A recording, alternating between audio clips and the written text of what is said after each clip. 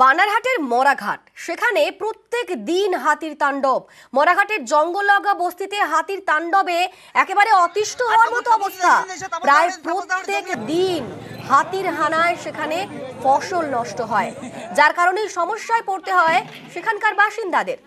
আর এমনই হাতির তাণ্ডব যেখানে শেষ পর্যন্ত ধানের চাষ পর্যন্ত কমিয়ে দিতে বাধ্য হচ্ছেন স্থানীয় বাসিন্দারা। আর যেহেতু ফসল নষ্ট হচ্ছে, তাই রেশন, সরকারি রেশন হচ্ছে একমাত্র ভরসা।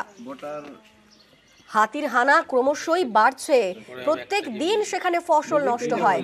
তাই হাতির তাণ্ডবে জেরবার সেখানকার বাসিন্দারা অনেকটাই চাষ বন্ধ করে দিয়েছেন। শেষ পর্যন্ত সরকারি রেশন সেটাই একমাত্র ভরসা, যে ছবি আপনারা দেখতে পাচ্ছেন। আমাদের সঙ্গে রয়েছেন প্রতিনিধি রকি। হাতির তাণ্ডবে শেষ পর্যন্ত রেশন ভরসা সেখানকার বাসিন্দাদের, কি বলছেন তারা?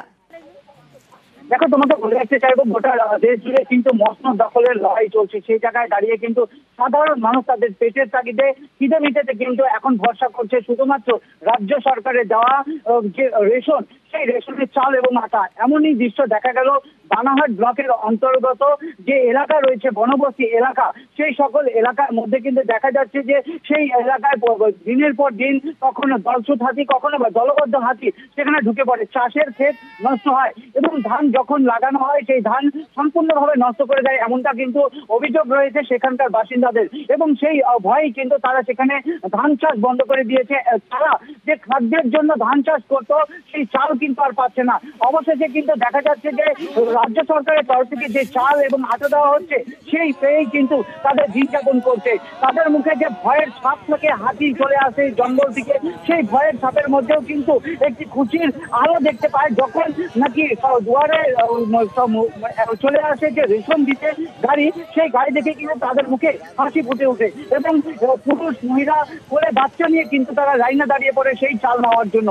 এক কথায় বলা চলে, বন এলাকায়, সেই বস্তি এলাকায় যেরকম বন্য পশুরা চলে আসছে, ক্ষতি হচ্ছে তাদের ফসলের, তার পাশাপাশি কিন্তু রাজ্য সরকারের যে অনুদান, যে রেশন, তাতে কিন্তু তারা বেঁচে আছে। তার আবেদন জানিয়েছে কেন্দ্রীয় সরকার কোন রকম ব্যবস্থা নেই, কারণ বন দপ্তরের সকল বিষয় এই যে পুনর্বাসন করা হয় তা কিন্তু সম্পূর্ণটাই দেখে, যাতে সরকার ব্যবস্থা নেয় সেই আবেদন করছেন সেখানকার বাসিন্দারা। অনেক ধন্যবাদ রকি।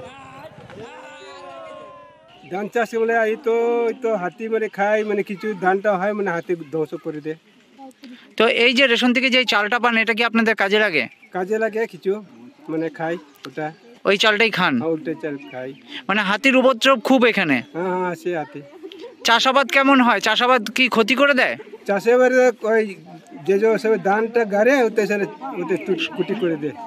এই এলাকায় হাতির উপদ্রব কেমন? অনেক প্রচুর।